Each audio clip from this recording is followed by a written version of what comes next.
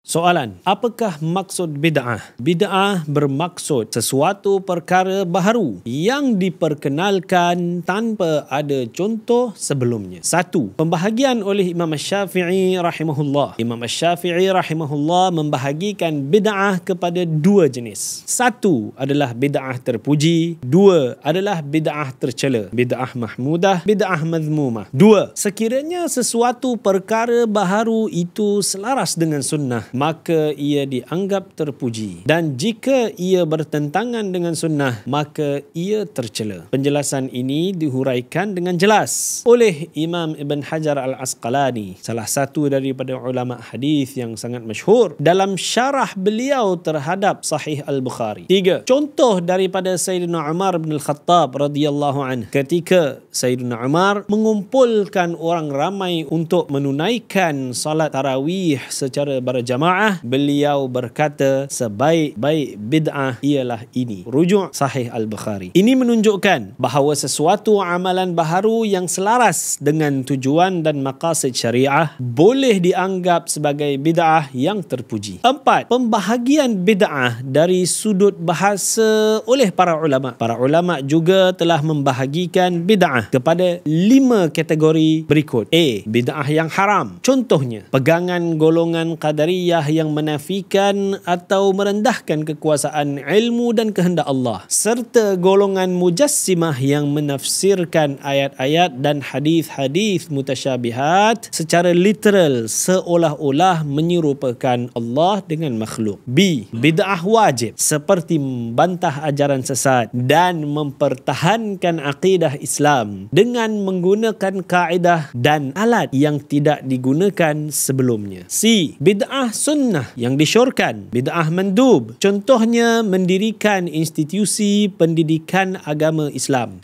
atau mencipta kaedah pengajaran baharu selagi tidak bercanggah dengan prinsip Islam. D, bid'ah harus atau bid'ah mubah, seperti pembaharuan dalam hal makanan, minuman dan pakaian. E, bid'ah makruh, amalan-amalan tertentu yang tidak berdosa tetapi menyalahi perkara yang lebih utama, khilaful aula.